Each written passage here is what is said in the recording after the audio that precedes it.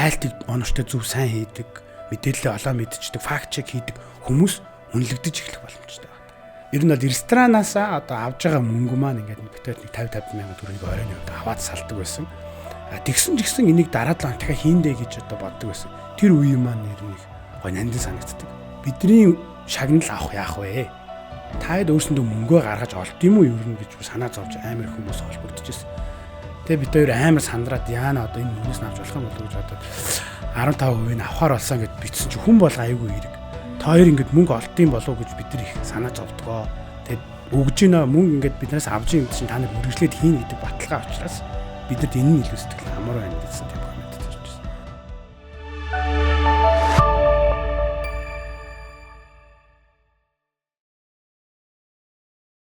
Сайн байцгаана уу? Happy Workplace podcast-ийн маань Walkie Talkie болон эхлэхэд бэлэн болсон байна. За өнөөдрийн дугаараар маань UB Quiz Night-ийн үүсгэн байгуулагчдын нэг Quiz Master Дүлгөө маань хүрэлцэн ирсэн байна. Сайн байна уу та? Сайн байна уу. За юуны түрүүнд бидний урилгыг хүлээж аваад цаг цаваа гаргаж ирсэнд маш их баярлалаа. Баярлалаа. Урьсанд баярлалаа. За хоёулаа ер нь өнөөдрийнхөө дугаараар өөрийнхөө сонирхлыг ажил мэргэжлээ болгох тал дээр илүү гүнзгийрүүлж байна. Гэхдээ тэрнээс өмнө юу ч гэсэн үзэгчдэд зориулаад Дүлгөөн гэж яг хин бэ те Дүлгөөн гэдэг хүний жоохон дотоод ертөнцөөр багаанчсан айлсан зүгээрэн болов ямар мэргэжилтэй хүн бэ? Карьерийн замнал юу вэ? Тэр талаараа та товчхон хуваалцаач. За их сургууль төгссөн одоо мейжер мэргэжлэрээ болол софтвер инженер, програм хангамж инженер гэж одоо төгссөн. Гэхдээ бол яг тэр мэргэжлэрээ болол их удаан ажиллаагүй. Ер нь зүгээр ааш занны хувьд болохоор яг би өөрөө бас сайн мэдгүй л мэргэжлээ сонгосон байлээ л дээ. Тэр чинь болохоор юм жоох юм интроверт хүн байвал илүү амар ажил юм байлээ л дээ. Одоо софтвер инженер гэдэг маань. Би өөрөө их экстроверт хүн байсан. За багаасаа болохоор би хэлний чиглэлийн сургууль төгссөн. Орос хэл 1-р ангиасаа үзээд, англи хэл үзээд ер нь бол жоохон хэлний чиглэлээр явж ирсэн. Шууд гинт инженер болоод карьер маань өөрчлөгдөөд. Тэгээ ер нь програм хангамжийн мэргэжил маань нас надад төв юм өгсөн л дөө. Одоо юм сэтгэхтэй дараалтай сэтгэхэд ч юм уу. Тиймэрхүү зүйлэр нь бол байгаа. Одоо болохоор айгүй сонирхолтой өрөмц ажил хийж байгаа гэдэг маань л одоо ер нь гол тодорхойлт болж байгаа шүү. Ер нь бол сурсан зүйл их байгаа. Одоо карьерийн шилжилт гэж одоо хэрвээ сэдв байвал би бол одоо жишээ 10 удаа ч юм уу те ингээд бүх карьераа өөрчилжсэн. Тэгээ одоо бүх одоо өөрчилсөн карьераасаа юм сураад тэгээд энэ одоо юу Quiz Master гэдэг хобби маань ажил болчихсон явж байгаа. Тийм л одоо байна да. Ер нь л яг хэлээр их сонирхдаг байсан. Орос хэлийг их багасаа үзсэн болохоор ер нь л гадаад хэлийг сурахад төвхтэй байгаагүй. Тэгээ интернеттэй их нөхөрлөдөг байсан багасаа. Тэр маань л одоо ер нь ийшээ хөтлсөн юм болов. Олж мэдчих, таньж мэдэх сонирхолтой хүн гэх юм уу яг одоо хин бэ гэдээ асуухт ч юм бол их сониучлал хүн юм а да. За баярлалаа. За тэгвэл та яг анх Quiz Night те UB Quiz Night хэрхэн эхэлж исэн бэ? Хэдэн онд эхэлж исэн бэ ч юм уу те? Яг үүсэл гарлынхын талаар хуваалцвал. За.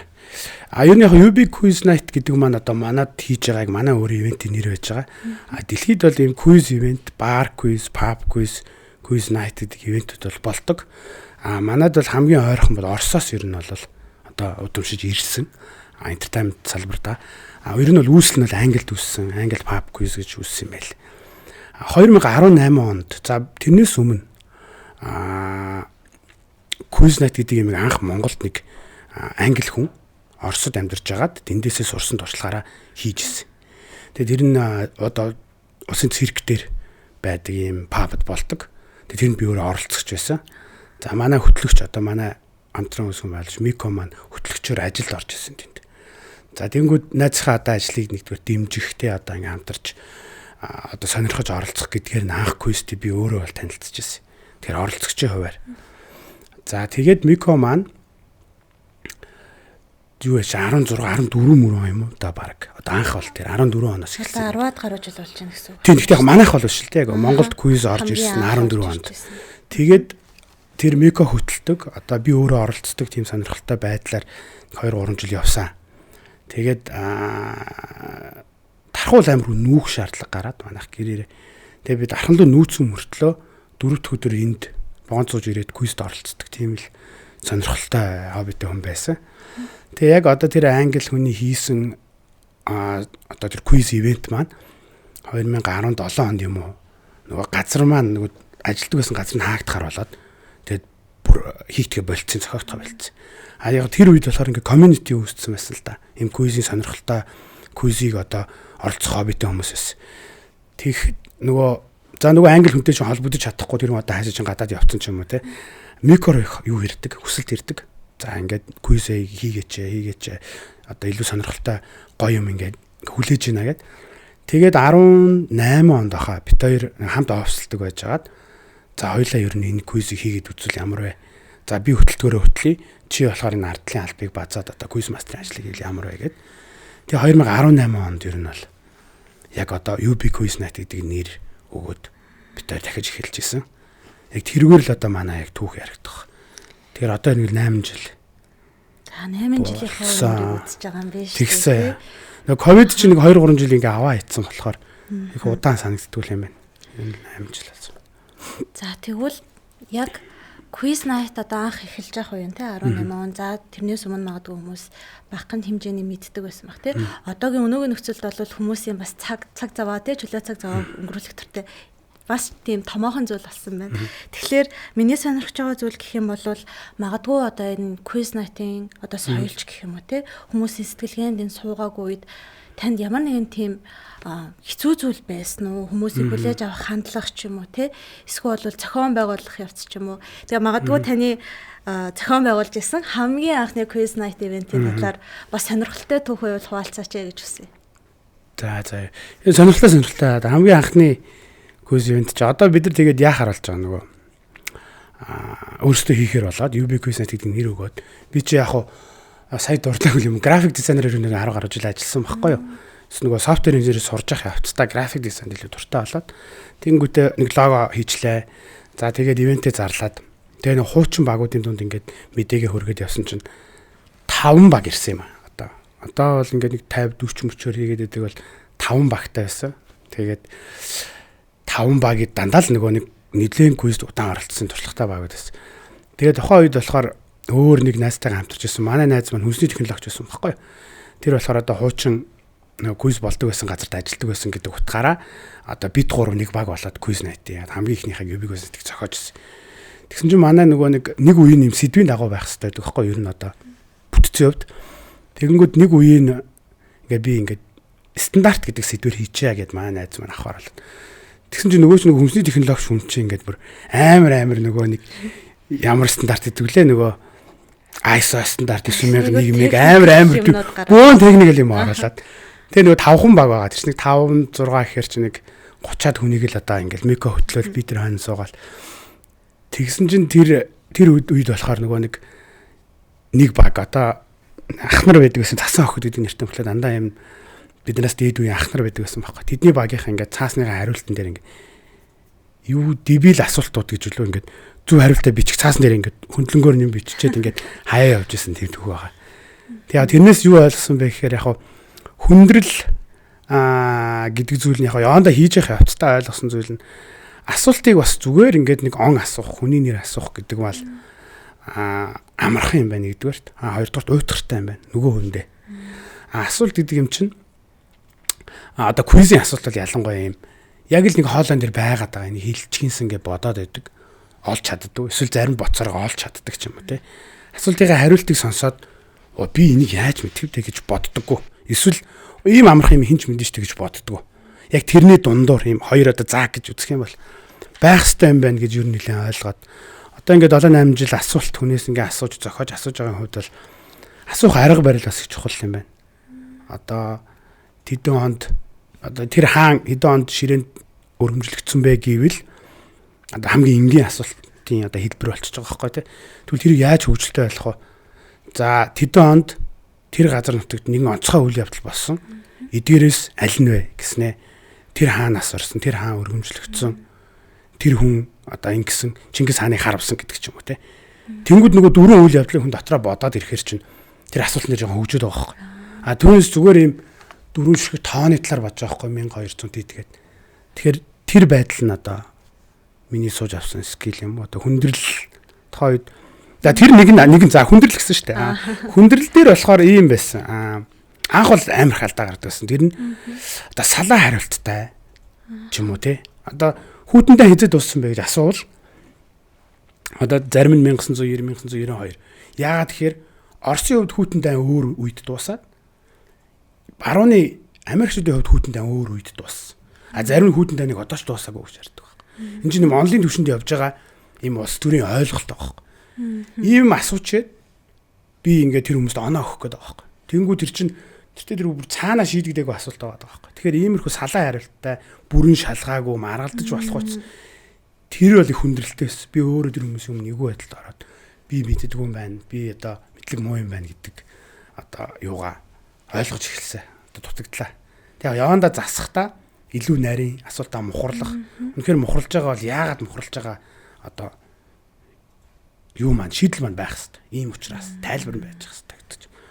Тэгэхээр одоо ингээ анхныхаа одоо алдаа гэхэд чашин тий анхныхаа туршлагаасаа ингээ суралцаал илүү сайн асуулт бэлтгэх юм туршлагатай болж гинэ л гэсэн үг юм шүү дээ. Одоо хүртэл тэр асуултаа бэлтгэхдээ л хичээж явдаг та. За.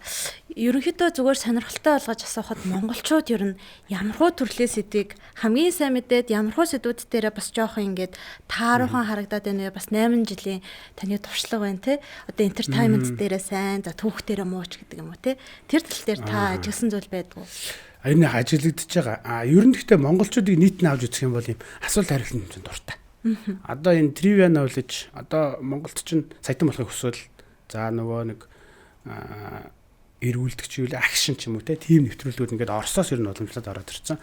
Бид нар ер нь жоохон орсчуу соёлтой ч соёлын хувьд одоо өөртөө Аз царайтай мөртлөө илүү баруун соёлтой хүмүүс байгаад нь Оросын нөлөө их байдаг болохоор тэгэнгүүт тэн дээр бол надад анзаарчихсан юм нь болохоор мэддэг зүйлээ бусдад харуулж одоо сайн байгаа сорилтонд орох туртай монголчууд. Сорилтонд ороод би чадна гэж өөртөө итгэлт их өндөр хүмүүс юм байна монголчууд.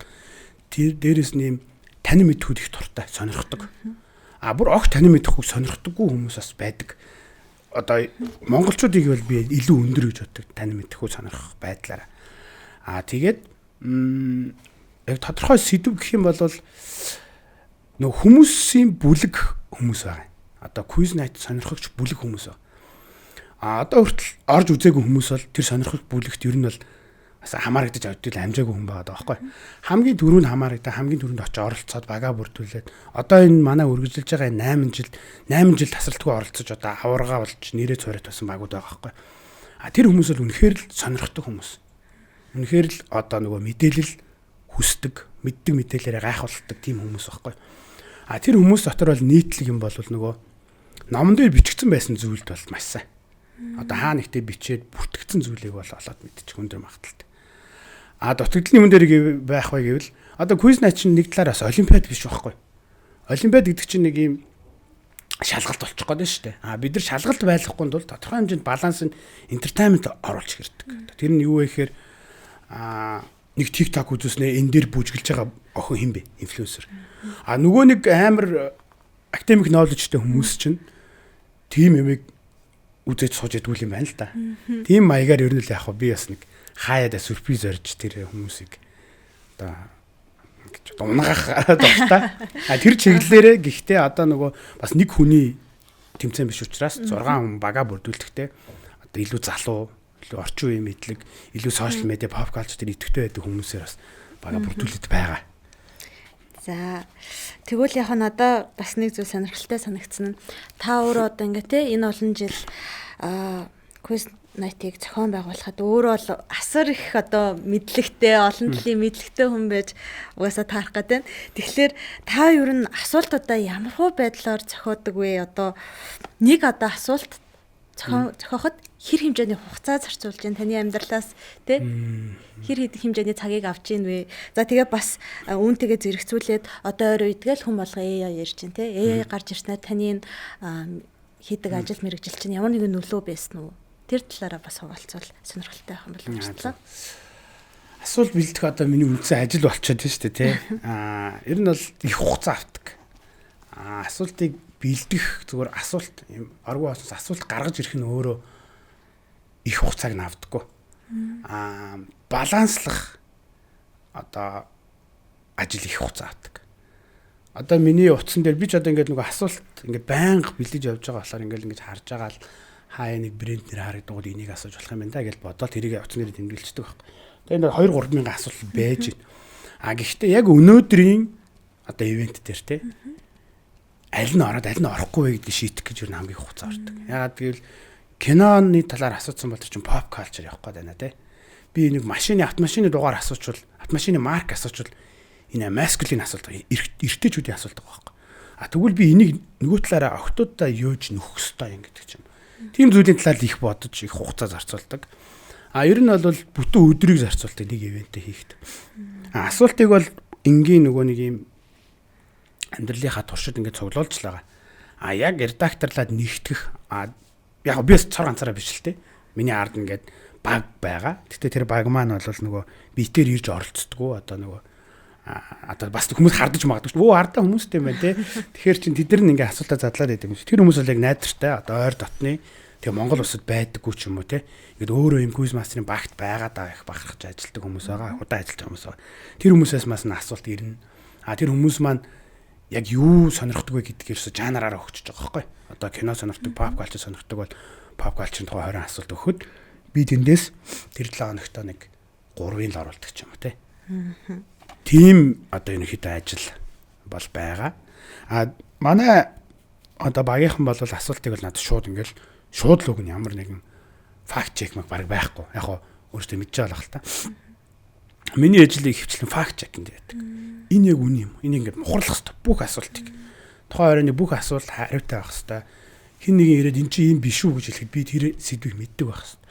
Тэрэн дээр л өөрийгөө бэлдэж маш их хугацаа гаргал. Тэгээ хаяад өөрийгөө алдсан шүү дээ. Амар сонирхолтой сэдв байгаа байхгүй. Ингээл яваал. Өчигдөр ингээл чинь Том Сойер гэдэг нөгөө Марк Твены ном дээр зохиол дээр Америкийн Миссури мужид амьдардаг мөртлөө амьдардаг хиймэл хотын Сент Питерсбург гэдэг Санкт Петербург гэдэг нэртэй хотод тэр Том Сойер амьдард юм байна л. Ямар сони хэрэг вэ? Яагаад энэ Америк хот Орос нэртэй гэсэн чи тэр бод амьдрал дээр байдгүй юм байна. Тэгээ тэр ном дээр өөрөө юм Орос нэр Оросын нөлөө гэдэг ч юм. Тэр л ингээл өөрийгөө алдчих жоох. Тийм юм дээр юу хугацаа алддаг. Сүүлд асуусан AI гарч ирснээр эрг нөлөө үзүүлэх байх гэж ер нь л их найдсан. Одоо ажил маань хөнгөвчлөгдөх байх гэж найдсан. Төдийл эрг нөлөө сайн үзүүлж чадаагүй. Ер нь бол баг сүрэг гэмээр нөлөө үзүүлж байгаа. Тийм үү. Миний ажилд бол яг факт чек буюу одоо би интернет гуглээс хайж байгаа те. Одоо мэдээж ингээл номыг ингээл нэгээр эргүүлээ суухгүй шүү дээ. Тэгэхээр интернетээс хайж байгаа. Тэр ажлыг бол тодорхой юм хөнгөвчлж байгаа. Яагаад гэвэл олон хайлтын системээс нэг дор хайж байгаа гэдэг утгаар те. Тэргээр сайн боловч худлаа ярьж байгаа үг нь би бас нотолж чадах тайгүйц. Зарим тохиолдолд. За үнэхээр бүр улаан цайм ингээд Википедиэд байж идэг юмыг бол зөв гаргаад өгчөж. Хаяад юм сүйх худлаа ярьж зүгээр. Яг үний юм шиг тийм байдаг байна гэдэг. Тэгээ Монгол улсын талаар одоо би ч бас дотооддоо квизнес зохиож байгаа юм чинь онцлог Монгол асуулт те. Монгол тань мэдгүй шингээхийг хэрэгэлцдэг. Тэрэл дээр л мэдлэг байхгүй. Байг нь худлаа. Шаал худлаа. Тэгэхээр бол би бол AI тэгж найддаггүй. Сүрэг гэдэг байгаа нөлөө нь юу вэ гэхээр AI-г яаж асууж байгаасаа шалтгаалаад одоо энэ Google чинь бидэрт нөгөө Gemini гэдэг хайлтын илэрцээ ингээ автоматар өгчөж байгаа байхгүй. Хүн өөрөө нөгөө дүн шинжилгээ хийхээс өмнө компьютер дүн шинжилгээ хийгээд өгчөж байгаа байхгүй. Тэр худлаа гардаг. Маш худлаа гардаг. Сайн өгч өгөө. Тэгээ монголчууд чинь зарим нь монголоор хайчдаг байхгүй. Монгол хэл бол хайлт нэр бүр өгч өгөө. Тэнгүүд нөгөө миний хариултыг няцааж байгаа хүн маань AI-ийн юм нөгөө generated response барьсан ирдэг байхгүй. Ингээд байна юм. AI хариулт авахгүй. Наач барьцгүй. Наач бол чи яг бодит source Wikipedia номны юу гэдэг нь те. Wikipedia-ч барьцгүй шүү дээ.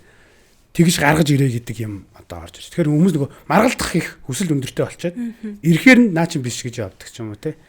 Тийм байгаа. Ер нь бол яг хуу давуу талтай. За. Ойлголоо. Бас их сонирхолтой юм байна. Яг хуу гарч ирээл бас сайн муу тал нь бас.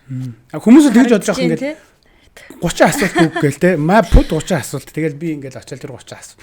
Тийм байх боломжтой. За зөв.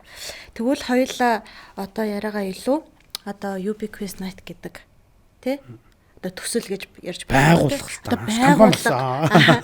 За байгууллагын одоо тэгвэл одоо нийгэмд Монголын хүн амд үзүүлж байгаа нөлөөний талаар илүү жоохон задлаад ярих гэж бодлоо. Та түрүүний бас хариултуудаа нэлээд их дурдлаа л та тий. Ерөнхийдөө хүмүүсийг зөвхөн AI гаргаж ирснэ. За энэ бол мэдлэг гэж харахаас илүү жоохон нэг тийм шүүмжлэл сэтгэлээ буюу critical thinking гэж бодох ч юм уу байдлаар давуу тал үүсгэх юм болов уу гэж би харлаа. Тэгэхээр хоёулаа хамгийн эхлээд танин мэдхүү төвшөнд хүмүүсийг одоо энэ таны ярьсан trivia knowledge ч юм уу тий. Хүмүүсийн одоо ой тогтоолт зэрэг зүйлс одоо нөлөөлж байгаа зүйл танд анзаарагддггүй хүмүүс илүү мэдлэгтэй болоод ах шиг байна уу? Олон жил ингээд ирэх тусам танд тэр тал дээр анзаарсан зүйл байгаа юу? Бага. Ер нь бол Quiznet анх одоо 5 баг ордог байлаа тий. Тэгээд хэсэг хугацаанд дараа 10 болоод 20 болоод 30 болоод одоо бидний 40 багтаа хийж байгаа 40 баг 3 6 хүн гэдэг чинь 240 хүнтэй 7 нэг болгон 2 удаа 240 хүн цуглаж ин гэдэг чинь өөрөө бас хэр сонирхолтой байгаа гэдэгт харуулж байгаа. Дээрэс нь энэ төрлийн мэдлэг үнэлэгдэх ганц газар юм уу? Одоо тэ яагаад энэ одоо нэг ном уншаад тэр номон дээр их сонирхолтой байдал юм олж мэдээд хөөх ямар сони юм бэ гэд тэрийг олоод мэдсэн хүн тэр мэдлэгээ хаа нэгт ашиглагдахгүй л дээ. Ер нь бол барагтай л ашиглагдахгүй баг. Тэрийг ашиглаж өгдөг ганц газар нь одоо квиз байгаа байхгүй. Тэр зүсэн зүйлийн юмыг мэдээд Дональд Трампын хүүхдүүдийг нь бүгдийг нэрлээд аав нь хэдэн онд ерөнхийдөө одоо компани байгуулсан тэр мэдлэгийг хүн өдөр болгон ашиглаж ингэж тэрийг маажиж те гаргаж ирж хөдөлгөөнд оруулах тохиолдол бага штэ те. Манайх болохоор тэр болгоныг чинь одоо ингэж үргэлж сөхөж, үргэлж онгичж байх гэдэг утгаараа хүмүүс trivia knowledge-ийг сонирхлыг бол тодорхой хэмжээнд нэмсэн байх. Дээрэс нь одоо сая бид нар ярьжсэн компани болсон гэдэг зүйлийн компани басны нэг гол шаардлага нь юу байсан бэ гэхээр байгууллага дотор одоо манай Quiznet чинь ингээд 8 жил болоход нэг үнэлэхээ аваргууд тодорой гарчиж байгаа байхгүй. Яа мэдээж ингээд хугацаагаар шинэ багууд гарч ирж байгаа. Тэр үнэлэхээ аваргуудын нэрийг сонсохоор хүмүүс ч айчдаг байхгүй. Бид нар нэгдүгээр байранд орохгүй тодорхой юм байна гэд. Тийм байдал үүсээд бид rookie event гэж хийгээд одоо тэр аваргууд оролцдоггүй ивентийг бид нар хийж исэн баг. Дараа нь бүр ингэж үсэж байгаа. Одоо Mobicom байна, Хаан банк, за Unitel, Apple том компаниуд манайхыг дотоод авах хүсэлтэй. Манайх зөвхөн өөрийн ажилчдынхаа дунд Quiznet хиймээр байна. Таатай хамтарч ажиллах гэсэн манай энэ ойн баяр дээр ирээд өгөөч. Манай засны баяр дээр өрөөд ирэж гэдэг юм уу. Тийм одоо шаардлагаар бид нар бол компани болоод тийм үйлчлэгээ үзүүлдэг байхгүй. Тийм үйлчлэгээ үзүүлж ихсний дараа бид нар юу анзаарсан бэ гэхээр байгууллага дотроо trivia knowledge за ном уншдаг тий кино үздэг анзаарахтай critical thinking хийдэг тэгээд өөрөө ийм нөгөө хайлтыг оновчтой зөв сайн хийдэг мэдээлэлээ олоо мэдчихдэг факт чек хийдэг хүмүүс үнэлэгдэж эхлэх боломжтой байна. Одоо байгууллагууд жишээ нь ингэж саксны тэмцээн за нөгөө урлагийн тэмцээн бүх юмаа нийлүүлээд дахиад квизийг оруулаад жилдээ ингээд нэг оноо өгөөд нэг тэнхэм нэг одоо хилцээ ялагч болгодог тийм одоо хүний нөөцийн юм мод дэлгэрчээд байгаа юм байлээ. Тэн дотор манайх нэг зүйсний тэмцээн болоо яваад байгаа байхгүй. Тэгэхээр байгууллага дотор юмыг судалдаг, олж мэддэг хүн үн цэнтэй болно гэдэг бол миний хувьд манай одоо нөлөөнүүдийн нэг гэж үзэж байгаа. Нэг сагсан бөмбөг сайн тоглодог хүнийг ингээд нэг байгууллагт авчдаг юм тохиолдол байдаг шүү дээ. Нэр хүндтэй ажилдаа ирэхгүй байсан ч гэсэн за яг сагсандаа сайн амч. Тэгвэл тэр хүн бас яг их мэддгээрээ trivia knowledge яг trivia knowledge гэдэг байгаа нь бол нөгөө нэг юм онж мэддэг юм хэлээд байгаа байхгүй. Тэдэн сарын тэдэнд юу болсон бэ? Манай дээр болох логик асуултыг бас оруулж ирж байгаа. Логик асуулт нь хүний сэтгэн бодох чадвар ингээд гаргалгааг нь уншаад гаргах, багаараа харилцаад гаргах тэр чадвар, communication skill-ийг бас шаарддаг. Тэгэхээр тийм юм сайтай хүн байгууллага дотор бүр бодтоор үнэлэгдэж эхлэх цаг гэдэг бол миний хувьд бол хамгийн сонирхолтой өрнөлөө байх гэж боддог. Тэгээ манай Quiznet-ийн байнга оролцогч нар юу нь бол хэлдэг л дээ. Ингээд таад бол сонирхолтой зүйлийн үрийг тарьж байгаа шүү. Ингээд мэдлэгийг ингээд үнэлдэг генерашн ингээд одоо өсч томорч байгаа тий. Одоо манай Quiznet-ийн оролцогч компани захирал болоод явах юм бол тэр хүн бас илүү өөрөөр хандах байх тий. Одоо оролцогчтой байгууллагынхаа хүмүүст гэдэг чинь. Үнэхээр сонирхолтой. Одоо ялангуяа байгууллагууд Quiznet-ийг бүр хүрээд ирээ. Бид нар одоо ингээ хөтөлбөртөө шингээе гэхлээр ерөнхийдөө эндээс ямар дүгнэлт хийж болох вэ гэхлээр хүмүүсийн дунд маш их хэрэгцээ байна тий. Тийм ба. Тэгэхээр одоо таны тэгвэл бодлоор quiz night нь за хүнийг танин мэдгүй төвшөнд магадгүй илүү гярхаа болгож чинь, лог сэтгэлгээтэй болгож чинь. Тэрнээс гадна яг энэ нэг дотоод ертөнцид нэг стрессийг нь тайлах ч юм уу те 5 хоног зөндөө ажиллаж явж хагаад одоо стрессээ тайлах ч юм уу. Ийм байдлаар нөлөөлдөг болов гэсэн миний таамаглал байна. Таны бодлоор одоо ингээл анзаарч хахад хүмүүс сэтгэл зүйн хувьд ямар нөлөө байгаад байна вэ? Quiz night-д өөрөө оролцох нь. Зөв. Яг үнэ сэтгэл зүй талаасаа нөгөө нэг одоо ер нь бидний нөгөө нэг энэ нийгэм чинь амар нөгөө сатаарл ихтэй болсон шүү дээ. Distraction те сатаарл хаанаас ч юм гинт дийлэгц гараад ирнэ, гинт дуудлага ирнэ, гинт мессеж ирнэ, мэйл ирнэ. Тэгээ нөгөө нэг юм улаан бөөрөнхийн юм дээр тоо гарчхаар ингээд хүн нервтдэг шүү дээ. Тэгснэ тэрийг арилгаад ингээд тайвширдаг те. Quiz night-д бол бидний нэг чухал дүрэн болвол нөгөө гар утас ашиглах хориотой. Одоо гадаад ертөнцөөс яг тухайн үед ингээд тасрах хэрэгтэй.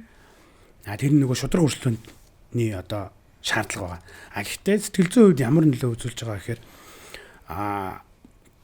амрааж байгаа өөрийгөө одоо тэр хүн холбогдох боломжгүй болж байгаа байхгүй. Тэр хүн нөгөө фитнес хийхэд нөгөө хүн ингээд би жим дээр байна надтай бити яар гэдэг шиг тэр хүн яг ингээд quiz night-ийнхаа орчинд багийнхаа хүмүүстэй. Энд чинь бас юм нийгмийн үр дагавраас байгаа. Одоо миний зүгээр сонссноор ингээд ингэж зүгээр хошигнол сонссно. Ингээд нөгөө quiz night чинь 6 хүндийг гişүнтэй байдаг байхгүй. Тэг ингээд тэр хүмүүс 6-аараа найзалдаг болсон гэж байгаа байхгүй. 7 дахь хүн хөөх ингээд найзлах гэдэг хахаар яг тэр 6 л ингээд яваад байгаа болохоор тийм би сонсч байсан. Тэгээд хэрвээ 6-аас олуулаад найзлахаар бол 12-уулаа найзлах хэрэгтэй байхгүй. Тэгэж нөгөө нэг quiz-ing community тэгснэ бие биенийхээ алдагдлыг нөхдөг те. Яг адилхан кино мэддэг хүн байвал за газар зүй мэддэг хүн нь илүү дээр юм байна гэж боддог ч юм уу те.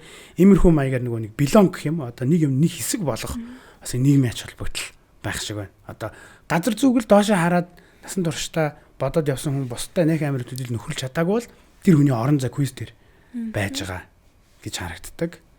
За тэгээд сатаарлаас ангид байж байна. Дээрэс нь яг community гэдэг юм байгуулсан. Тэрэндээ бид нар бас айгу бахархалтай байдаг. Яг бидний хүссэн үсээг бол үүссэн л те. Одоо quizд оролцогчид хоорондоо найз нөхөр гэр бүл болсон хүмүүс байгаа. Quiz дотроосоо. Тэгээд community хэмжээдээ бүх юм болох л ахал та. Тэгээд одоо манай community дотроо өөрсдөө дахиад тэмцээн зохиож байгаа. Бидний оролцоогүйгээр. Тэгээд байнга биднийг өөртөг та дээрээ оролцооч гэдэг. Тэгэхээр тиймэрхүү одоо нөлөө сэтгэл зүйн байд юм болоо. Сэтгэл зүй гэж ярил би жоохон нийгэм талаас нь ярьж байна. Тийм. Гэхдээ одоо community буюу одоо те нэг нэгэн газар харьяалагдж байгаа гэдэг мэдрэмж нь өөрөө бол хүний сэтгэл зүйд маш эрэг нөлөөтэй байх гэж бодож байна. Тэгээд зүгээр таныг одоо Дүлгөөн гэдэг хүний хувьд яг энэ хүү одоо quiz night гэдэг зүйлийг зохион байгуулад зөндөө удахад яг таны сэтгэл зүрхэнд хамгийн тод үлдсэн дурсамж ч юм уу те магадгүй таны хамгийн их сэтгэлд үлдсэн нэг баг байж болно. Нэгэн ивент байж болно те. Тэр талаараа бас товчхон хуваалцвал.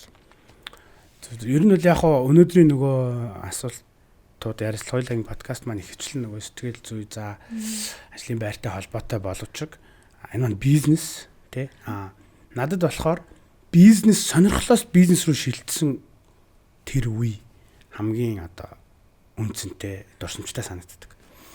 Анх ч бид нар 5 багт хийж яхад одоо 5 багаас хэдэн төгрөг авдаг байсан юм л доо. Нэг багаас нэг хүнээс 5,000 төгрөг авдаг байсан болов. Тэгээ 30 мянгуудаа хооронд нийлүүлж хагаад ялагч багт нөхчдөөсөн байхгүй. Тэгэл би гоё тэгэл яач юм явдаг л байсан. Тэгээд 1 жил 2 жил ингээ яваад ирэхээр чи хүн өөр юм цагаа гаргамах өстой болж таарна шүү дээ одоо гэр бүлтэй ажил хийх өстой учраас. Тэгж жагаад бит хоёр чинь ер нь бол яг нэг дурсамжтай санагддаг зүйл нь нөгөө зохион байгуулж байгаа ресторан маань биднэрт ингээд хүн авчирсныхаа төлөө мөнгө төлдөг. Бид нар оролцогчноос ерөөсөө мөнгө авдаггүй. Оролцож байгаа хүмүүс ирж зугаал оролцлоо. Бөөгнөөс мөнгө нь бид нар нэг талд нь өгчдөг. Тийм одоо бүтцтэй байсан. Тэгэл тэр чинь нөгөө бит хоёр чинь ухаан оройн өөртөө сайхан пив ууд сууж муугаад ресторанда тооцоогоо хийгээл гардаг нэг тийм балансалдаг байсан. Тэгээд ер нь бол ресторанаасаа одоо авж байгаа мөнгө маань ингээд бит хоёр нэг 50 мянган төгрөгийг оройн хувьд аваад салдаг байсан. Тэгсэн энийг дараа 7 хоног дахиад хийндэ гэж одоо боддог байсан. Тэр үе маань нэр нэг гой нандин санагддаг. Тэгээд бизнес рүү шилжиж байгаа ер нь бол анхны спонсор авсан үе гэдэг ч юм уу те. Одоо танай ивент чинь их олон зөвлөлт юм байна. Сонирхолтой юм байна. Юу яа. Бид нар ингээд логогоо реклама байршуулад та нарт ингээд мөнгө өгье. Энэ үеийг жинхэнэ ажил болж гисэн. Ер нь хэдхэн жилийн өмнөөс төө. Тэр үед л ингээд энэ ажлаас гарсан ч болох юм байна. Тэгээд ажил хийж байгаа ажлаасаа те. Би бас яг тийм нэг пост бичээлсэн бүтэн цагийн quiz master болчвол гоё юм да. Монголд анх удаа одоо бүтэн цагийн quiz master ажиллаж тэрнгээрээ цалинждаг хүн гэж бодвол гэж биччихсэн нэг зүгээр групп дээрээ. Одоо тэгэхээр тэр маань биелсэн л байгаа. Тэр үе ч юм уу их сонирхолтой дурсамжтай санагддаг. Яг хийхэ болоогүй маань те азолж. Би танаас өмнө хэсэгт асуухдаа яг хамгийн анх эхлүүлж байхдаа та бүтэн цагийн ажилтай байжгаад хажуугаар нь хийдэг байсан гэсэн үг үү? 7 хоногт нэг орой юм чинь хүн бас хобби л байхгүй. Тийм байна те. Тэгвэл одоо ингээд сонирхлоо хоббигоо ажил болгоё гэж бодож байгаа хүмүүс ч юм уу те сонсож байгаа залуус хүмүүс байх юм бол магадгүй одоо та яг сонирхлоо хобби болгочихсон хүнээс за тий сайхан тал нь юу гэдгийг тий бас жоохон хэцүүхэн тал нь юу гэдгийг та бас түрүү ингээд дурдаал товчхон яриан дундаа одоо авчуулаад дурдаад явж байгаа шиг байна. Гэхдээ хоёлаа одоо энэ үнийг илүү гоё дэлгэрүүлээд тий. За яг хоббигоо ажил болгоно гэдэг нь өөрөө юу юм бэ?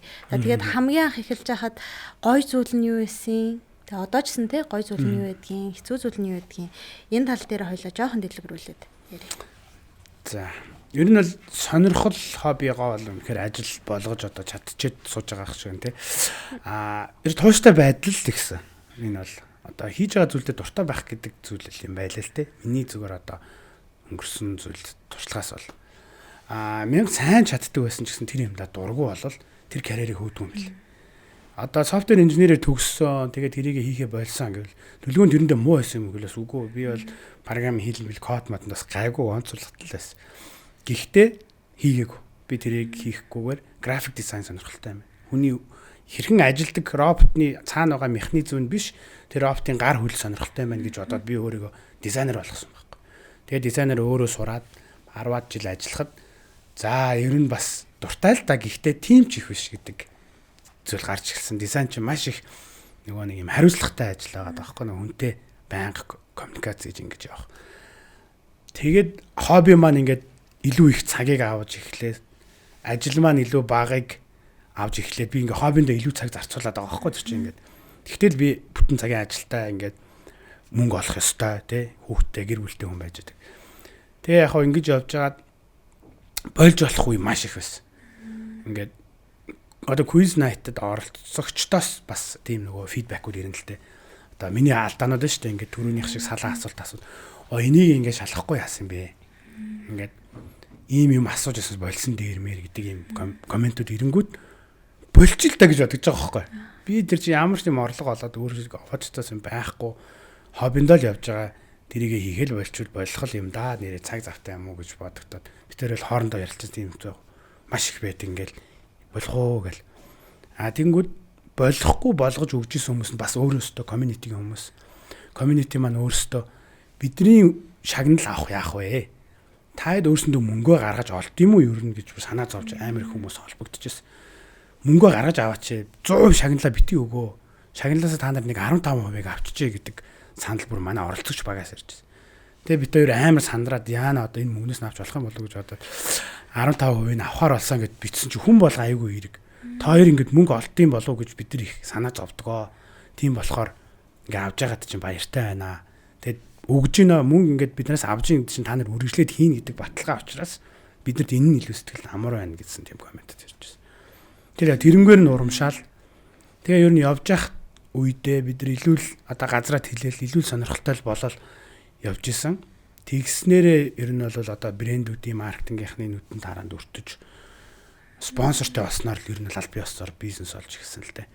Тэгээд өөр ажил хийж гаргаж байгаа цагаас олж байгаа мөнгө нь одоо нөгөө ажилдаа ингээ харьцуулагдах үе хэмжээнд болоод ирэнгүүт чинь би шиг өвсрээд орохтой илүү дуртай байгаа байхгүй. Тэгэхээр тийм л одоо яг quiz-ийн хувьд л явна явц та. Карьерийн хувьд, бизнес олсны хувьд бол маш олон жил онцгүй тал нэг бол маш олон жил орлогогүйгээр хүмүүс загнуулж явсан. Тэр бол одоо дутагдaltaна. Тэгэл яг гэр бүлийн гэсэн хэлж лаа л да. Болооч те юугаа хийгээд хамаг цагаас зарцуулаад байд. Гэтэ тэр үед болцсон бол тэгэл байхгүй байхаас л та тий. Тэгэхээр тууштай байдал тэгээд хамгийн гол нь те хайртай дуртай зүйлээ хийх гэдэг их чухал байгаа. Тэгэхээр тэрнээс урамшдаг л байх хэвээр. Одоо тууштай бай гэд сонирхтгүй юмдаа тууштай байгаад л бас цагийн гарцуулж байгаа юм. Ингээд би энийг бол карьертаа харахгүй байна гэж бодож байгаа ч гэсэн би болж болохгүй гэд ингээд яваад өөрийгөө хүчлээд юм ад жаргалгүй амьдралаар амьдраад яваад тах нь бас цаашилтай биш миний бодлоор. Тэр сонирхолтой дуртай. Яажсэн ч хийнэ гэж бодсон юм даа харин дууштай байвал. Одоо бол би нийгмийг бол юу ч хийдэг байсан дуртай юм хийгээд байвал амжилт үрж болохоор гэж боддог. Тэгээд таны ерөнхийдөө яг хуу түүхийг сонсоод ч юм уу те олон жил за орлогын тодорхойгүй байдал ч юм уу хүмүүсээс ирэх одоо юм сөрөг юмыг даван туулахад таны бас те буцаал сэтгэл зүй рүү одоо халтархад айгүй их тийм нэг сэтгэл зүйн хүчин зүйлс одоо сэтгэлийн хат гэдэг ч юм уу те байсан юм шиг надад бол санагдаад байгаа байхгүй. Тэгэхээр ер нь бол одоо танаас илүү нөгөө хувь хүнийхэн талаас те хоёулаа түрүү Quiz Night-ийн тухай бас нэлээд үзэгчдтэй мэдээлэл өгсөн байх гэж бодож байна. Одоо тэгвэл буцаагаад Дүлгөн гэдэг хүнийхээ дотоод ертөнц рүү жоохон өнгийгөөд үзье гэж бодлоо. Яг ажлын одоо Quiz Night гэдэг зүйл бол таны ажил болсон байгаа, ажлын орчин байгаа. За энэ ажлын орчин дээр яг Монголд хүмүүс ажил гэж бодонгууд офис дээр суугаад 9 дээр ял 5-д гараал те явдаг тийм зүйлийг ихэнх нь бас төсөөлж магадгүй. Гэтэ яриа юм жоохон тэр баригдмал байдал ч юм уу тэр байдлыг эвдээд өөрийнхөө сонирхлыг дагаад ингээд явж хахад хэцүү хүмүүстэй ер нь хэрэг тулгардаг бай. Одоо ингээл түрүү хэлжсэн чинь энэ ч өстэй тэнийг асуулт байна байлна ч юм уу те яах тэлэр ийм асуулт зохиож яснаас хэрэггүй энэ ч юм уу. Яг тиймэрхүү хэцүү хүмүүстэй ер нь хэр их тулгардаг вэ? За одоо тэр асуудал болон өөр асуудлуудад ч юм уу те өөр бэрхшээлүүдэд таны одоо энэ Quiz Master гэдэг мэргэжил чинь таныг сэтгэл зүйн хувьд ямар байхыг ер нь шаарддаг гэж бодож байна. Зү. Наач бол яг миний ажилтай яг холбоотой гоё асуулт байна. Юу болдог вэ гэхээр манай ивент дээр ингээд асуултууд асуугдож байгаа шүү дээ, тий. Тэгэд Монгол улсдаа за Улаанбаатар хоттой л аль болох ихийг мэддэг, мэдлэг өндөр мэдлэгтэй гэж боддог хүмүүс ирж байгаа. Тэнгүү тэр хүмүүсийг би бөөнд нь суулгаж агаад асуулт асуугаа шүүгээд байгаа шүү дээ, тий. Тэгвэл би бүр тэднээс бүр илүү байх ёстой болж таарад шүү дээ. Энэ дарамт бол сэтгэл зүйн хувьд намайг их илүү их мэдлэгтэй, илүү судалгаатай байх, илүү бэлтгэлтэй байхыг бол шаарддаг. Тэр хүн над дээр ямар ч маргаан барьж ирж болно шүү дээ. Би тэр маргааныг таслах хэмжээний одоо юутай байх хэрэгтэй. Логикоор таслах хэрэгтэй. Тэгвэл би ингээд дарга байна. Би хийж байгаа хүн байна. Миний өгчнийхээс хүчтэй гэдэг зүйл бол би өөрөө нэг оролцож байсан болохоор би community-тэй хайртай байхгүй. Тэгээд одоо хэцүү хүн гэдэг нь 7 хоног болгон тохиолдно. Яг тэр хүнээсээ ч биш нөхцөл байдлаасаа л болдог баг. Тэр хүний одоо зан аршинтай төдийл холбоог. Юу байх вэ гэхээр одоо нэг зарим нэг төөрөгдүүлсэн эсвэл нэг юм зөвч байж болох тийм асуулт байдаг байхгүй юу? Тэнгүүд би чинь болохоор нөгөө тэмцээн зохион байгуулж байгаа хүний хувьд ялагчийг тодорлох хэрэгтэй шүүгч учраас шийдвэр гаргаж чиний буруу чиний зөв гэдэг. Тэр шийдвэртээ санал нэгдэхгүй хүмүүс байдаг. Үгүй ээ манайх энийг ингэ зөв гэж бодож байна. Чи зөв гэдгээ нотол би зөв гэдгээ нотлыг бит хоёр маргалдах юм уу мэтгэлцдэг тэр орой. Тэгээ тийм мэтгэлцэн бол байнга болно. Хинээс ч ирж болно. Тэгээ дээрэс манай Quiz Night чинь нөгөө нэг оройн цагийн ивент болохоор бас тодорхой хэмжээнд бас жоохон халтсан хүмүүс ирнэ. Тэр хүмүүстэй ярилцахад уламжлалт хөвгтэй болдог. Тэгээ тэр нь бол их хэцүү хэсэг нь.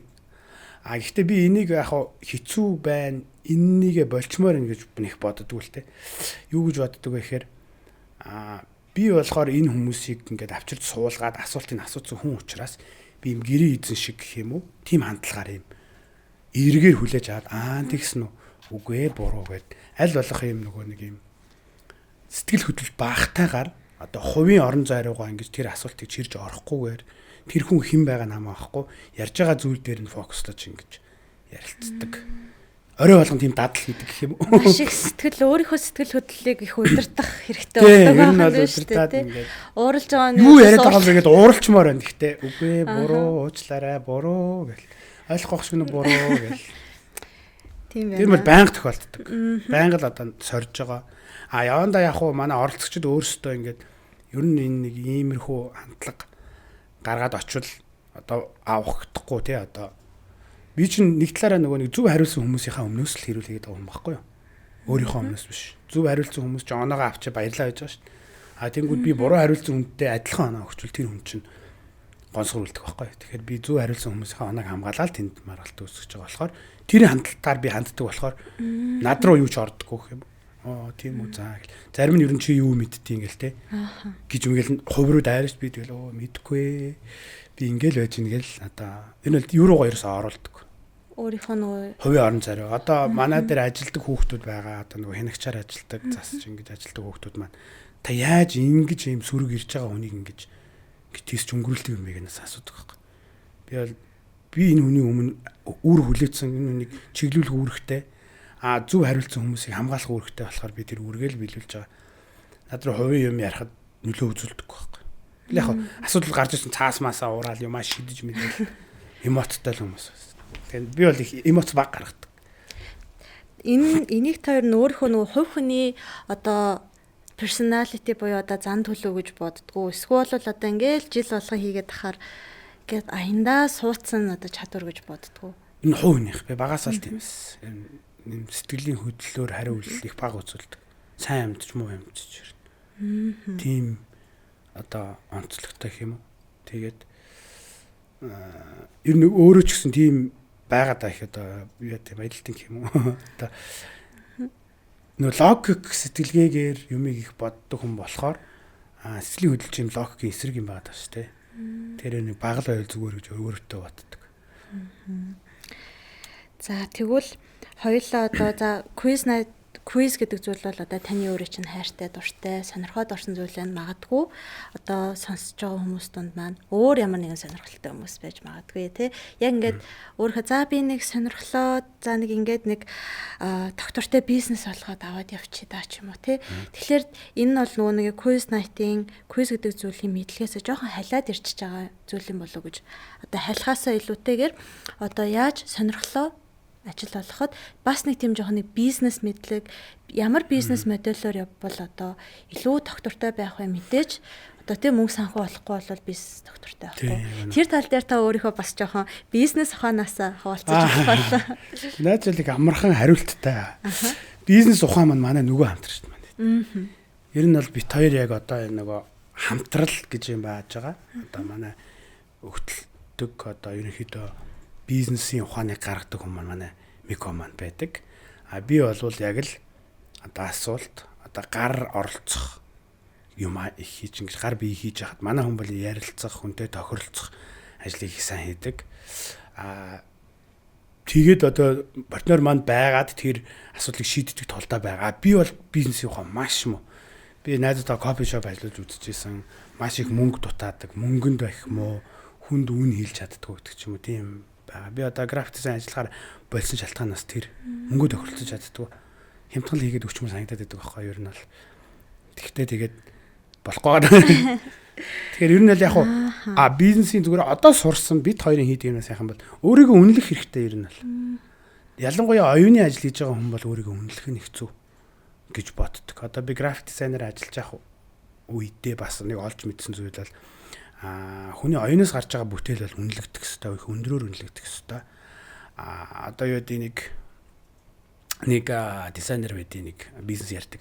Тэр үнээс би юу авч үлдсэн үг гэх юм бол хятадд ингээд хэдэн зуун мянгаар нь үйлдвэрлэж байгаа өмөдтэй тийм үнэтэй байхад чиний оюун ухаанаас гарсан дэлхийд тэр цорын ганц хийгдсэн лого ч яагаад хямдхан байх ёстой юм гэдэг тийм санал гаргаж тавьдаг. Тэгэхээр оюуны орлуулшгүй зөвхөн чиний өөрийн бүтээл бол үнэтэй байх ёстой шүү гэдэг ойлголт байдаг. Баруунд бол ер нь тэр чигээрээ тэр чинээгээрээ оюуны бүтээл яг өндрөөр үнэлдэг. Тэгэхээр оюуны одоо ч юм уу те ер нь оюуны ч гараар бүтээж байгаа ч тухайн яг хувь хүнээс ч өөрөөс ч гарч байгаа цорын ганц бүтээлүүд бол үнэтэй байх ёстой. Өөрийгөө үнэлж хэлж болох байна. За тэгэхээр түрүүний маань асуултанд бас нэг одоо дахиад салаалаад гарч ирж байгаа асуулт нь магадгүй яаж хамтрагчаа болох вэ ч юм уу те. Тэгэхээр ер нь бол бүх юм нь одоо 100% ч юм уу те фул хүн байна гэж бол мэдээж байхгүй. Сайн зүйл байна, муу зүйл байна те. Дутагдaltaй зүйл байна. Хэрвээ нууц биш бол та хоёр одоо яаж танилцчихсэн бэ? Яг quiz night-аараа ч юм уу те энэ quiz-ээрээ танилцчихсэн үү? Эсвэл өмнө бүр найзууд байсан уу? За тэгээ жоохон өргөжүүлээд асуух юм бол ер нь нэг одоо те энэ бизнесийн хамтрагчаа ер нь яаж олох вэ ч вэ? Олох вэ ч юм уу те юуг л анхаарах вэ? Тэр тал дээр. Бид хоёр болохоор нөгөө нэг өглөөний клуб гэж үзсэн. Ер нь яг аль аль нь жоохон итгэвтэй. Нэг юм итгэвтэй юм одоо гэрте байгаад л байдаг. Одоо оюутны 4-р курс би байсан. Мико төгссөн байсан баха. Тийм байж л одоо өглөө болгон 6 цагаас уулздаг. клуб байсан байхгүй. Өглөө болгон. Хагас мөчөд амардаг байсан баха. За чинь 7 хоногийн 5 өдөр өглөө 6 цагаас уулздаг клуб байсан юм аа нэг клуб. Тэр клубд ирж байгаад ер нь танилцсан. За тэр клубд ирж байгаа хүмүүсийг хөвчлэн нөгөө нэг юм community сонирхолтой, нийгмийн идэвхтэй тийм хүмүүс байсан. Тэгээд өөрсөндөө бие биендээ юм заадаг гэсэн үг лөө. Одоо би нэг юм илүү мэддэг бол нөгөөдөлтөө ярьж өгдөг. Тэндээс ер нь бол танилцсан. Бид хоёрын хамтралын ер нь бол хамгийн гол одоо хамтралыг сайн болгож байгаа зүйл бол бид ялгаатай байдал. Би болохоор одоо тайзны хөшгөний ард хүн байхгүй. Одоо энэ quiz night ч одоо манай нэг ажил маань байгаа да. Нөгөө ажил нь болохоор нөгөө нэг late night show гэдэг. Одоо late night with Miko гэдэг нэвтрүүлгийн Miko хөтлөгчөөр нь би найруулагчаар нь ажиллаж байсан. Тийм хоёр хүний баг байгаа байхгүй. Тэр чинь бас нэг 2-3 жил хийсэн ковидоор одоо саадгаас хүртэл. Тэндээс ер нь бол хамтрал маань бол яг бизнесийн түвшинд хамтрал маань эхэлсэн. Тэгээ бид тэр хамт офислдаг байсан гэж ярьж байгаа нь би баарын албыг нь хариуцсан. Надад урд гараад хүмүүстэй юм ярилцаад байх сонирхол чадвар нь байдаггүй байхгүй. Мико болохоор ингээд нам суугаад яг юмаа ингээд төвлөрөөд тэрийг нэг бүтэн болгож гаргаад судлаад байх тийм юу нарай баг гэх юм уу. Тэнгүүд би тэр талаа чадахгүй талаа чи миний чаддаг талыг хий гэдэг маягаар бид тэр ингээд урд хойноо гараал одоо би минийг ингээд орлно гэж юусоо бодогддоггүй гэх юм уу. Нөхөж илүү яа. Тэр юусоо нөхөөд л явж байгаа. Одоо тэр хүн байхгүй бол би байхгүй гэдэг угаасаа л юм зарчмаар. Тэгэд одоо манай ч одоо найзууд ингээд бизнесээс олж муудалцах зүйл амар их гардаг ш тий. Тэгээ тэр бол нөгөө нэгдүгээр вижнтэй ингээд юу харцсан тэр хүн. Тэрний ялгаатай юм санагддаг хүмүүс. Нэг нь ингээд за эндээс мөнгө олоод гарна гэсэн ирмэлцэлтэй байт нөгөөт нь би энэ ажлыг насаараа хийнгээ бодсон байхад тэр хоёр хүн ингээд яг мөнгө олж байгаа үе дээр муудалж байгаа хгүй жишээ нь тий. Тэгэхээр тэрнгээрээ бол бид тэр ялгаатай юм санагдав. Бид тэр яг адилхан сонирхол юмыг харцсан байгаад гэхдээ хийж чаддаг зүйл зан аран шингээ хувьд л их сондоо. Би илүү одоо логик илүү хүчтэйгүүлгэн багтай юм удаан хүн байгаа байхгүй. Мико болохоор илүү хурдан, илүү импульсив, илүү юм юугаа сэтгэл хөдлөлгөөнө гаргадаг. Тэгж гаргаж байгаа тэр харизм нь одоо оролцогчдод таалагддаг ч юм уу тий. Би болохоор асуултан дээр яг нэг жигэд шугамаа бариад явж байгаа нь оролцогчдод нөгөө талд нь таалагддаг гэдэг ч юм. Ийм маягаар одоо хамтрал маань ер нь бол одоо явдаг гэж бодож байна. Бизнесийн хамтрагчаа яаж олох вэ гэдэг дээр зүгээр надад л зүгээр ингэ санагддаг нөгөө юу хийх гээд байгаа даа биш. Энэ үнтэй бол би юу ч хийж чадна гэсэн үнтэйг л хамтрах хэрэгтэй байна. Одоо энэ бизнесийг хийхэд биднэрт нэг ийм хийдэг хүн хэрэгтэй гэх тэр хүний хүчээр олж авчрах нь өөрөө жоохон одоо өөрөөсөө л эрсдэлтэй байна. Одоо бид нар нэг ийм мэдгүй 8 эрхлэх гэдэг бизнес мэддэг хүн хэрэгтэй гэж авахаас илүү энэ үнтэй хамт бол би юу ч хийндэ гэж бодсон үнтэйгээ хамт хийвэл арай илүү болох юм болов. Найсан дээр тулгуурлаж аавал. За үнэхээр сонирхолтой одоо инсайт сонирхолтой бас тийм санаанууд гарч байна. Таны түрүү хэлсэн зүйлээс ерөнхийдөө одоо тий UB Quiz Night гэдэг зүйл одоо маш амжилттай болоод байгуулга болоод одоо ингээл улам илүү өргөжөөд яваад байгаагийн нэг шалтгаан магадгүй. Миний одоо анзаарснаар одоо хоёр хүний хаашаа харж байгаа нь яг нэг зүгт байгаа юм тийм үү. Тэгвэл одоо бүр 10 онд дөнгөж байгуулж авах үеийн vision буюу алсын хараа. За харин одоо байгаа одоо хаашаа явах гэдэг нь гэдэг алсын хараа дунд хэрхэн ямар хэмжээний өөрчлөлт орсон бэ ч юм уу те. Одоо хаашаа илүү яаж илүү өргөжөхийг харж ийн вэ? Тэр талаараа бидэнтэй хаваалцаж болох уу? Анхол ер нь яг бид тээр аль нь л хоббигоо л дагчихсан ингээл сонирхолтой байна, гоё байна. Хүмүүсээс асуулт асуух нь гоё байна. За микод ингээ хөтлөөд явах нь гоё байна гэдэг ч юм уу те.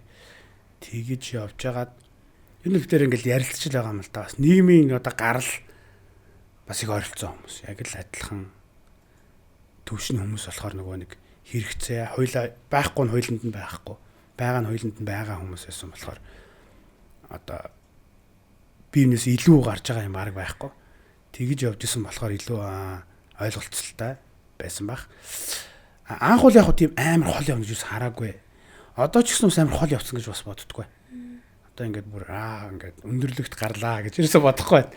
Зүгээр л бид нэр 5 хүнд идэг байсан юм аа л биш ээ 30 хүнд идэг байсан юм аа 300 хүнд л хийгээд байгаа баг. Миний бодлоор. Цаар үрээл тэлсэн баг. Түүнээс биш бүр ингээд дараагийн шат матанд орсон гэж бол нэг сайн бодогдохгүй байгаа.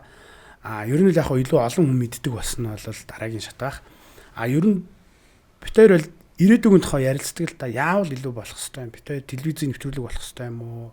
Эсвэл олон аймагт хийдэг болох хэвээр юм уу? Тэ 21 аймагт хийдэг болох хэвээр юм уу?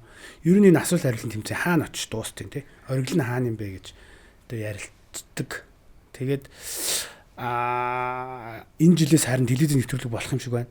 Бид тэр телевизийн нэвтрүүлэг болгох гэж 24 онд их хөөцөлдөж яваад тэр төслөө задлаа юм байна, хүн үзэхгүй юм байна гэж бодоод ингээд даалт хийсэн байсан чинь телевизээс нь санал ирээд танаа нэвтрүүлгийг ингээд танаа шоугч нэвтрүүлэг болгоё. Гингүүд бид тэр юм хайж исэн гэ гаргаж ирээд ер нь нэлээ нааштай контент маань одоо телевизийн нэг том телевизээр гарахаар ярьж байгаа. Энийг гэн нь бол дараагийн шат гэж хэлж болох бах. За баярлалаа. Өнөөдрийн одоо энэ подкастаараа миний хувьд асууя гэж бодсон. Ялангуяа UB Quiz Night-тай асууя гэж бодсон бүх юмудаа харьцангуй асуучлаа гэж бодлоо. Тэгээд манай яг энэ walkie talkie болонгаас ирж байгаа зочин болгоноосоо би яг нэг асуултыг одоо асуугаад төгсгөё гэсэн нэг тийм санаатай байна. Тэгээ энэ нь юу вэ гэхлээр одоо манай подкастын маань нэр бол Happy Workplace буюу аз жаргалтай ажлын байр. Тэгээд одоо ялангуяа 21-р зуунд ажлын байр гэдэг зүйл заавал одоо тийм хүн болгоны боддог шиг офис байдаггүй маа. Олон төрөл байдаг юм аа. Тэгвэл таны бодлоор аз жаргалтай ажлын байр буюу Happy Workplace гэж юу хэлэх вэ? Та энэ тал дээр өөрийнхөө одоо хүний философи үзэл бодлыг хуваалцнаа гэсэн үг. Happy Workplace гэвэл их үнэлэгддэг л газрыг хэлэх болов. Одоо мэдээж ажил чинь ажил шүү дээ. Workplace чинь ажилдаг газар тийм ээ. Ажлын газар бол хүн гэр бүлийн гэр орон биш те. Гэр гэдэг чинь бол юм тухтай, амардаг газар бол ажилчин бол ажилдаг газар шүү дээ. Одоо ажил хийж хөдөлмөрлөдөг газар байна.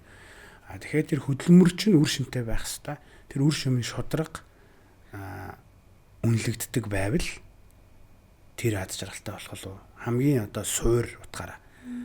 Цаашдаа бол яг нөгөө мэдээж ажлынхаа онцлогоо шалтгаалаад одоо их цагаа өнгөрүүлдэг газараа аз жаргалтай байхын тулд нөгөө бусад хүмүүсээс шалтгаалаад ирэх хэрэгтэй. Тэгэхээр тэр чинь нөгөө нэг эрг дулаан амьсгалтай гэдэг зүйл нь орох баг. Гэхдээ л ер нь суур нь үнэлэгддэггүй газараа нэх аз жаргалтай байгаад байхгүй л ах гэж бодож. Үнэлэгддэг газрыг л Happy Workplace гэх юм болов.